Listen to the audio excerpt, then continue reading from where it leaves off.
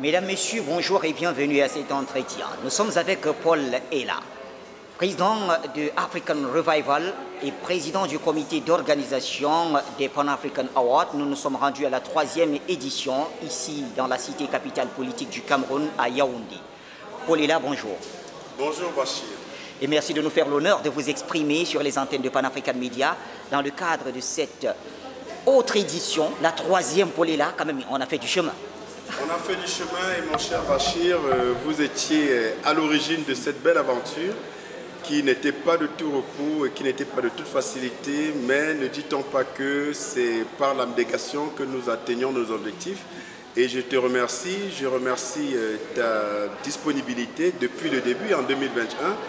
Et entre-temps, quelques eaux ont coulé sous le pont et nous nous retrouvons aujourd'hui à la 3e édition des Pan-African Awards à Yaoundé et c'est un véritable plaisir. Un plaisir qui nous permettra de découvrir quoi exactement? Un plaisir qui nous permettra de découvrir, j'ai envie de dire comme depuis la première édition, de nouveaux visages, de nouveaux combattants pour la liberté et la dignité des peuples noirs en général et une cérémonie le 16 décembre 2023, le clou de l'événement, qui attend plus de 1000 personnes cette année avec une très forte communauté des Caraïbes, encore plus forte que les deux précédentes éditions, avec plus d'une soixantaine de personnes venues de ce côté du monde et avec des intervenants nouveaux, avec des visages nouveaux, avec des compétences nouvelles. En tout cas, cette 3e édition nous réserve de très belles surprises dans la même dynamique de découverte, d'engagement, de partage avec des conférences du 13 au 15 décembre 2023 du côté de la falaise de Yaoundé et avec, comme d'habitude, cette foire d'exposition 100% africain qui valorise nos patrimoines. Alors, ces deux aspects. Prenons la deuxième que vous avez évoquée, foire 100% des produits made in Africa. Voilà. Pourquoi insister sur cet aspect, Paul-Ella? Parce que le combat économique est essentiel dans la libération, l'autodétermination de nos peuples. C'est la main qui donne qui est au-dessus et c'est elle qui domine. Et il faudrait que nous arrêtions de dépendre d'un point de vue économique des pays extérieurs, en tout cas hors du continent, parce qu'il est grand temps que les échanges sud-sud se fassent et s'intensifient pour briser justement cette chaîne de dépendance vis-à-vis de l'Occident ou des États-Unis ou de tout autre pays qui nous tiennent encore trop malheureusement par le lien économique parce que nous n'avons pas suffisamment d'indépendance à ce niveau. Et ça passe par la valorisation de nos producteurs, de nos produits, de nos services. Et ça permet justement que nous soyons à l'abri des chocs externes, comme on l'a vécu avec la crise russo-ukrainienne où l'Afrique s'est retrouvée en train de manquer de blé et en train de quémander pour certains qui n'ont pas tout à fait honneur à l'Afrique, mais qui se sont retrouvés en train d'aller commander du blé à l'extérieur. Ce n'est juste pas possible parce que l'Afrique, c'est plus de 70% des terres arables et c'est plus de 60% de toutes les richesses du sol et du sous-sol. On n'a pas à aller commander un quelconque bien-être à l'extérieur, quelle que soit la forme. Et c'est pour ça que nous apportons notre petite pierre à l'édifice, justement, de cette construction d'indépendance économique en valorisant nos producteurs, parce que si nous ne consommons pas local, je ne vois pas comment nous pourrons inverser la tendance fâcheuse de nos balances commerciales structurellement déficitaires depuis beaucoup trop longtemps aujourd'hui. Et donc, la foire 100% de produits africains qui se tiendra du 13 au 16 décembre à l'hôtel La Falaise dans le cadre des Pan-African Awards, 3e édition, vise justement cet objectif noble-là, à savoir retrouver notre indépendance économique et valoriser, qui passe donc inéluctablement par la valorisation de nos artisans, de nos producteurs, de nos entreprises de services et de tous ceux qui œuvrent pour offrir aux Africains une consommation locale sans plus que nous ne dépendions de l'extérieur. À ce niveau, justement, on a une estimation d'exposants attendus, que ce soit des individus ou alors des entreprises africaines. Absolument. On a des dizaines d'exposants qui sont attendus de divers secteurs. Comme je l'ai dit tout à l'heure, vous avez des artisans, vous avez des industriels, vous avez des producteurs de services, vous avez toutes sortes de... C'est vraiment un moment extraordinaire parce que il permet cette foire d'exposition 100% africain, permet justement de montrer le savoir-faire de notre génie africain et ça a contribué à arrêter de ce complexe qui n'a aucun sens vis-à-vis des produits qui viennent d'ailleurs. Et donc vraiment on attend une diversité assez large de produits et services et donc d'exposants. Alors, Polela, vous avez évoqué deux aspects. À côté de l'exposition des produits Made in Africa, vous avez parlé des conférences. Justement à ce niveau, comment s'est opéré le choix des thématiques et même des intervenants? Parce qu'on a lu le programme, il est très alléchant, on a des personnalités vraiment très connues sur le plan intellectuel et dans l'engagement dans la lutte. Nathalie Yam, professeur Binamdi Koy, Bob Basson et plusieurs autres des Antilles et des Caraïbes. Comment s'est opéré tous ces choix? Alors, ces choix sont opérés justement en observant les actions et les impacts de ces différentes personnalités, chacune dans son domaine.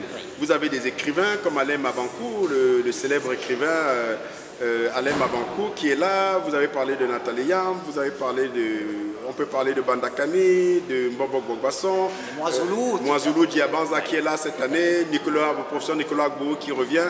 Enfin, on a une bonne brochette de personnalités. Comment on les choisit? Tout simplement par leur impact.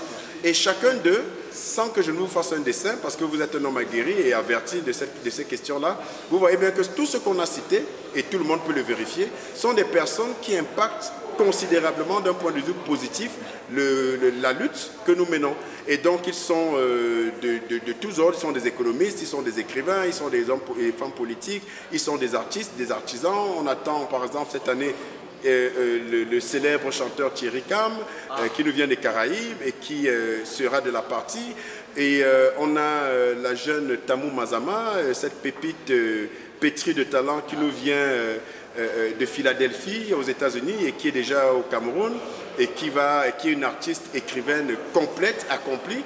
Comme quoi, aux âmes bien nées, la valeur n'attend point le nombre d'années. Et donc nous avons une belle brochette de personnalités. Tout ça qui va dans le sens de confirmer l'esprit des Pan-African Awards qui est de rassembler, de fédérer, de s'encourager mutuellement et de se concerter pour que l'impact de notre combat soit d'autant plus grand. Polela, depuis le début des Pan-African Awards, dont vous êtes le concepteur, il y a Polela devant. Alors, comment ça va se passer pour l'avenir? Est-ce que vous préparez aussi la relève? Parce que je vous êtes très pédagogue. Est-ce que vous préparez aussi la relève pour que, même si quoi que ce soit arrivé, il peut y avoir un cas de maladie, Paul n'est pas très engagé peut-être, est-ce qu'il y a la relève pour que les Pan-African Awards ne s'arrêtent jamais?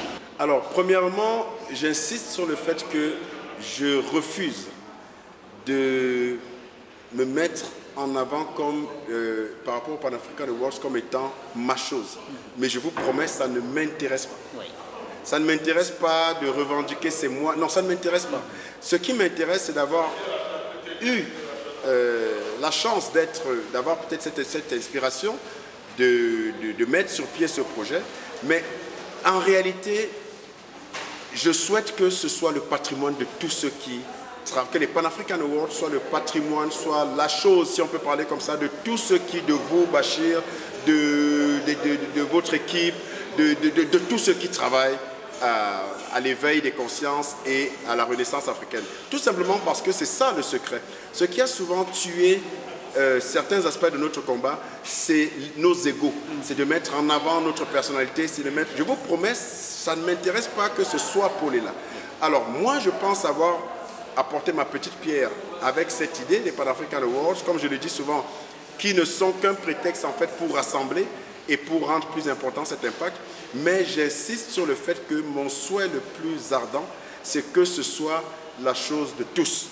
Et que, à la limite, qu'on oublie Polela. Vraiment, je serais le plus heureux quand ça arrive. Et ça répond à votre question. Ça veut dire que je ne suis pas en train de me préparer à une quelconque relève. Je ne considère même pas que je suis le dépositaire, en tout cas, de ce projet-là. Oui, l'idée peut être partie de moi, mais en réalité, je ne veux pas cette appropriation et cet accaparement-là. Et tout simplement, ça veut dire, je n'ai même pas besoin d'attendre un processus de préparer quelqu'un d'autre. Tous ceux qui sont avec moi savent, en tout cas tous ceux qui sont impliqués dans ce projet, vous y compris, savent clairement que c'est leur projet et Paul est là, présent ou pas présent, quelle que soit la raison, les Pan-African Awards doivent absolument me survivre parce que je ne suis rien par rapport à l'envergure du projet et par rapport à l'objectif du projet. Merci infiniment Paul Ella pour ce temps consacré et ce message qui est bien passé, qui n'est pas tombé dans les oreilles de ceux. C'est moi qui remercie Pan-African Media et bon vent au panafricanisme, longue vie à tous ceux qui œuvrent pour le retour en dignité des peuples africains. Mesdames et messieurs, vous l'avez compris, c'était les premiers mots de Paul Ella à la levée du rideau de ce Pan-African Award de 3e édition qui se tient ici à Yaoundé, la capitale politique du Cameroun. Tout le message, il est clair, vous êtes attendus nombreux, mais alors pour fédérer les efforts, Paul Ella ne fait pas des Pan-African Awards un apanage, mais bien au contraire, il se considère comme étant celui qui veut impliquer tout le monde pour que Pan-African Award ne s'arrête jamais. Merci de nous avoir suivis et bonne suite des programmes sur les antennes de Pan-African Media. Pan-African Media pour une Afrique souveraine et unie.